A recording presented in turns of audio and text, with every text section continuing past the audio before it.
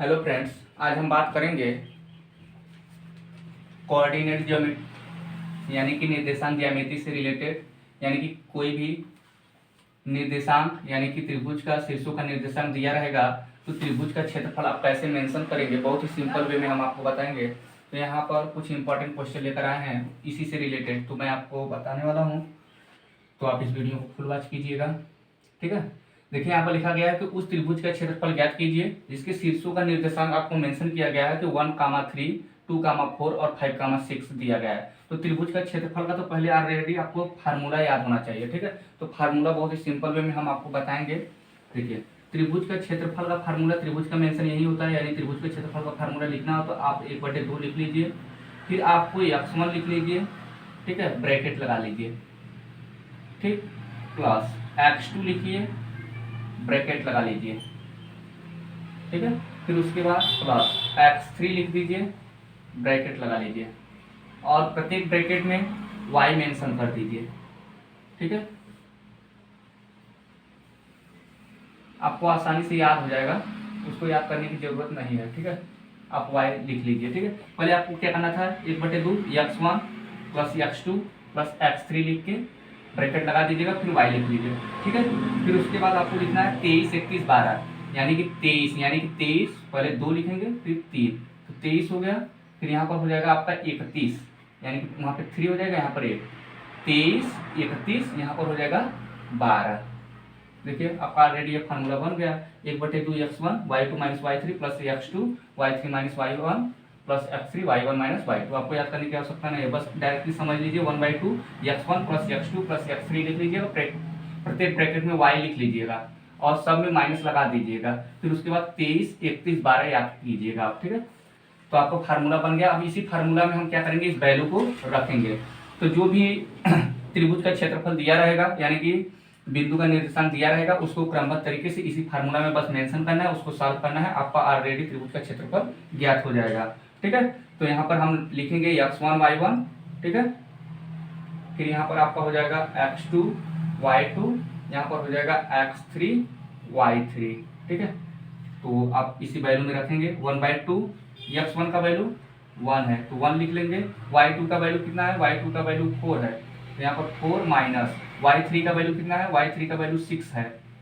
ठीक है, plus x2 का वैल्यू कितना है, 2 है, y3 का वैल्यू कितना है, 6 है, माइनस y1 का वैल्यू कितना है, y1 का वैल्यू 3 है, प्लस x3 का वैल्यू कितना है, x3 का वैल्यू 5 है, y1 का वैल्यू कहाँ है, 3 है, माइनस y2 का वैल्यू कितना है, 4 है। ठीक है, अब इसको सॉल्व कर लेंगे, 1/2, अब देखिए -2 आएगा, -2, ठीक है, प्लस -2 प्लस, अब देखिए यहाँ पर 3 आएगा, 3 6 में से 3 गया 3 का गुणा 2 में करेंगे तो 6 आएगा, प्लस यहाँ पर देखिए -1 आएगा, -1 का गुणा 3 में से 4 है तो घटेगा नहीं, तो 4 में से 3 को घटाएंगे -1 का गुणा +5 में करेंगे तो -5 आएगा। ठीक है, -5 आएगा, यहाँ पर करेंगे 1/2, -2 प्लस 6 माइनस 5 हो जाएगा। ठीक है, और फिर जब यहाँ पर सॉल्व करेंगे 1/2, यहाँ पर देखिए -2 -5 जुड़ जाएगा, -7 हो जाएगा, प्लस 6 हो जाएगा, यहाँ पर करेंगे तो 1/2 यानी कि -1 यानी कि -1/2। लेकिन त्रिभुज का जो क्षेत्रफल होता है आगे पॉजिटिव में लिया जाता है, तो त्रिभुज का क्षेत्रफल आप लिखेंगे क्या, 1/2 वर्ग इकाई। ठीक है, या मात्रक भी लिख सकते हैं, 1/2 मात्रक। ठीक है, तो कोई भी क्वेश्चन आपको दिया रहेगा तो आप ऑलरेडी त्रिभुज का क्षेत्रफल ज्ञात कर पाएंगे। ठीक है, आपको फार्मूला मैंने बता दिया कैसे आपको मेंशन करना है। और यहाँ से कभी कभी क्वेश्चन इस तरीके से भी पूछा जाता है कि त्रिभुज का क्षेत्रफल दे दिया है, यानी बिंदु का निर्देशांक दे दिया रहेगा 3 ठो, ठीक है, और पूछेगा कि सिद्ध कीजिए कि त्रिभुज जो है सररेख है कि नहीं। त्रिभुज सररेख होने के लिए क्या होता है कि त्रिभुज का जो बिंदु का निर्देशांक तीनों रहेगा उसको सॉल्व करने पर यदि त्रिभुज का क्षेत्रफल 0 आ रहा है तो वह बिंदु आपका क्या है, सररेख है। ठीक है, तो आप समझ चुके होंगे। यदि कोई बिंदु हम दे दें, मान लीजिए कि 2,5 है, 6,8 है, 9,-2 है, और इसका आपने त्रिभुज का क्षेत्रफल निकाला और इसका आंसर आ गया 0, तो ऑलरेडी प्रूफ हो जाएगा कि यह बिंदु जो है क्या है, सररेखा है। त्रिभुज का क्षेत्रफल क्या है, सररेखा है। कभी कभी यहाँ से क्वेश्चन इस तरीके से भी पूछा जाता है कि त्रिभुज का क्षेत्रफल आपको दे देगा। मान लीजिए कि त्रिभुज का क्षेत्रफल का वैल्यू 120 दे देता है, ठीक है। त्रिभुज का क्षेत्रफल दे देगा और इसमें से 3 वैल्यू भी दे देगा। मान लीजिए 1, 5, 2, 6 और 3, y दे देता, ठीक है। और त्रिभुज का क्षेत्रफल दिया रहता, 3 बिंदु का निर्देशांक भी दे दिया था और उसी में से पूछ देता कि y का वैल्यू ज्ञात कीजिए। तो आपको कुछ नहीं करना था, आपका त्रिभुज का क्षेत्रफल जो था 120 रख लेते और इसी फार्मूला में रख लेते, ठीक है। उसके बाद पक्षांतर करके आप वैल्यू y का निकाल लेते हैं, ठीक है। तो ऑलरेडी त्रिभुज के क्षेत्रफल से रिलेटेड ऐसे ही क्वेश्चन आता है, ठीक है। और यहाँ से एक क्वेश्चन ऐसे भी पूछा जाता है कि मान लीजिए त्रिभुज का क्षेत्रफल दिया रहेगा। त्रिभुज का क्षेत्रफल जैसे मैंने बताया, त्रिभुज का क्षेत्रफल 120 और यहाँ पर y की जगह यक्ष भी दे सकता था, तो यक्ष और y का वैल्यू भी पूछ सकता था। तो ऑलरेडी आपको एक क्वेश्चन बस समझना है कि कोई भी बिंदु का निर्देशांक दिया रहेगा, 3 बिंदु का निर्देशांक दिया रहेगा, तो त्रिभुज का क्षेत्रफल का फार्मूला लगाएंगे तो इसका वैल्यू आसानी से ऐसे निकल जाएगा। और यदि 3 बिंदु दिया रहेगा, बिंदु का निर्देशांक दिया रहेगा और पूछेगा कि त्रिभुज सररेख है, सिद्ध कीजिए, तो त्रिभुज का क्षेत्रफल का ही फार्मूला लगाना है और हल करने के बाद देखना है यदि वह 0 आ जाएगा तो सिद्ध हो जाएगा कि दिए गए बिंदु का निर्देशांक जो है, त्रिभुज का जो भी बिंदु का निर्देशांक दिया गया है वह क्या है, सररेख है, ठीक है। सररेख का मतलब तीनों एक ही रेखा पर स्थित है, ठीक है।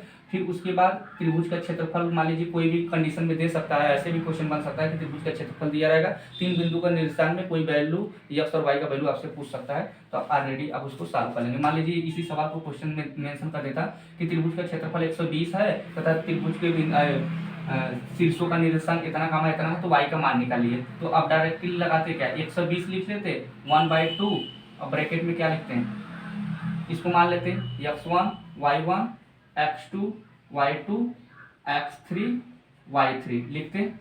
फिर उसके बाद क्या करते हैं, अब फार्मूला में इसमें मैच कराते हैं, ठीक है। देखिए x1 देखिए y2 minus y3 plus x2 y3 minus y1 plus x3 y1 minus y2। आपको फार्मूला बनाने का तरीका मैंने बता दिया हो, ठीक है। अब देखिए 120 हो जाएगा यहाँ पर 1/2। अब वैल्यू रखेंगे, x1 का वैल्यू कितना है, 1 है, y2 का वैल्यू कितना है, 6 है, माइनस y3 का वैल्यू कितना है, y है, y3 का वैल्यू y, क्योंकि इसी का वैल्यू हमको निकालना है, ठीक है। प्लस x2 का वैल्यू कितना है, x2 का वैल्यू 2 है, y3 का वैल्यू कितना है, y3 का वैल्यू y है, माइनस y1 का वैल्यू कितना है, y1 का वैल्यू 5 है, ठीक है। प्लस x3 का वैल्यू कितना है, 3 है, y1 का वैल्यू कितना है, 5 है, माइनस y2 का वैल्यू कितना है, 6 है। अब इसको सॉल्व कर लेंगे, 120 इक्वल 1/2 ब्रैकेट में 6 माइनस y हो जाएगा और यहाँ पर देखिए प्लस 2y माइनस 10 हो जाएगा, ठीक है। प्लस 3 हो जाएगा और यहाँ से -1 हो जाएगा, ठीक है।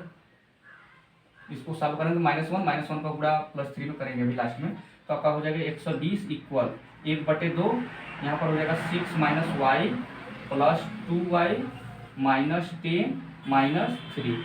ऑलरेडी आपका इतना साफ हो जाएगा। फिर इसका क्या करेंगे, इसका तीरे पूरा इधर कर देंगे, इधर भाग के रूप में है तो इधर पूरा कर देंगे, तो 240 हो जाएगा, 240 इक्वल। अब देखिए यहाँ पर देखिए 6 और ये 10 3 13 -13, ठीक है। तो यहाँ पर यदि सॉल्व करेंगे, इसको अपने तरीके से किसी भी तरीके से सॉल्व कर सकते हैं, तो इसको सॉल्व करेंगे तो देखिए 10 3 13, यानी कि हम लिखेंगे का 6 minus y plus 2y minus 13, minus minus जुड़ जाएगा लेकिन चिन्ह माइनस का ही रहेगा, ठीक है। अब देखिए यहाँ से 240 इक्वल 13 में से 6 तो घटेगा नहीं, तो 13 में से 6 हटा देंगे, 7 6 13 -7 आएगा, -7। और यहाँ से देखिए 2y में से 1y घटेगा तो प्लस y आएगा, ठीक है। अभी देखिए -7 है तो इधर आएगा तो प्लस हो जाएगा, यानी कि y बराबर कितना आएगा, 247। तो त्रिभुज से रिलेटेड यदि कोई भी क्वेश्चन निर्देशांक ज्यामिति से पूछता है तो इसी तरीके से पूछा जा सकता है। पहला त्रिभुज का क्षेत्रफल पूछ सकता है, या त्रिभुज का क्षेत्रफल दिया रहेगा कोई बिंदु का मान भी पूछ सकता है, या पूछेगा कि त्रिभुज का निर्देशांक दिया रहेगा, पूछेगा कि त्रिभुज सररेख है या नहीं। तो यही क्राइटेरिया था, ठीक है।